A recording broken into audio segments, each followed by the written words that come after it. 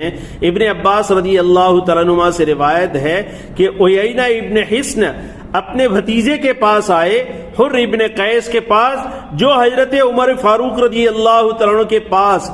جو لوگ رہتے تھے ان میں سے خاص تھے۔ یہاں نفر کا لفظ آیا ہے، نفر 10 سے کم کو کہتے ہیں۔ یعنی آج ایک جملہ مشہور ہے ٹاپ 10 کہ بھئی پہلے 10 نمبر، تو حضرت عمر فاروق رضی اللہ تعالیٰ عنہ کے دربار میں جو درباری تھے اس میں سب سے ٹاپ 10 جو لوگ تھے، ان ٹاپ 10 میں حضرت حر ابن قیس کا نمبر تھا۔ یعنی وہ بھی بڑے مقام کے آدمی تھے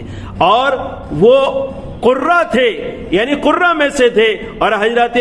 عمر فاروق رضی اللہ تعالیٰ عنہ کی مجلس میں مشورے کے لیے وہ حاضر رہتے تھے۔ اور حضرت عمر فاروق رضی اللہ تعالیٰ عنہ کے یہاں انداز یہ تھا، جن لوگوں سے مشورہ کرتے تھے کہ بھئی ان کی عمر کیا ہے وہ نہیں دیکھا جاتا تھا، بلکہ علمی مقام اور ان کا عمل کیا ہے، ان کی زندگی کیسی ہے، اس اعتبار سے ان کے ساتھ معاملہ ہوتا تھا۔ تو وہ حضرت عیینہ اپنے بھتیجے حر ابن قیس جو اتنا بڑا مقام حضرت عمر فاروق رضی اللہ تعالیٰ کے دربار میں رکھتے تھے، ان کے پاس حاضر ہوئے اور کہا کہ بھئی امیر المومنین کے ہاں آپ کا ایک مقام ہے، آپ امیر المومنین سے میرے لیے اپوائنٹمنٹ لے لیں، میرے لیے وقت لے لیں، میرے لیے داخل ہونے کی اجازت لے لیں۔ انہوں نے اجازت لی اور اجازت کے بعد یہ داخل ہوئے۔ داخل ہوتے ہی انہوں نے جو جملہ حضرت عمر فاروق کے لیے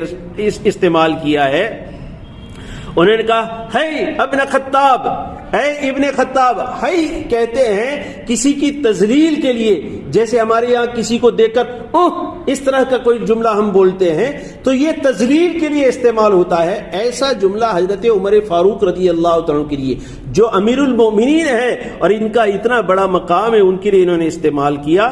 اور یوں کہا کہ تم ہمارا حق نہیں دے رہے ہو، ہم کو جو دینا چاہیے وہ آپ دیتے نہیں، اور ہمارے درمیان آپ انصاف سے کام نہیں لیتے۔ اب ظاہری بات ہے کسی بڑے آدمی کے سامنے اس طرح توہین آمیز اگر کلمات کہے جائیں، اس کی تذلیل کی جائے تو ظاہری بات ہے غصہ آئے گا آدمی کو۔ حضرت عمر فاروق رضی اللہ تعالیٰ غصے ہو گئے اور غصہ آ گیا آپ کو، اور قریب تھا کہ اس کو مار دیتے، لیکن فوراً حر ابن قیس نے قرآن کی ایک آیت پڑھی اور کہا کہ اللہ تعالیٰ نے اپنے نبی صلی اللہ علیہ وسلم کو قرآن میں یہ حکم دیا ہے، خذ العفو وامر بالعرف واعرض عن الجاہلین، کہ آپ معاف کر دیں اور اچھی باتوں کا حکم کریں اور جاہلوں سے اعراض کریں، جاہلوں کے ساتھ الجھے نہیں، جاہلوں سے روگردانی کرے، اور یہ شخص بھی جاہل ہے۔ تو جب حضرت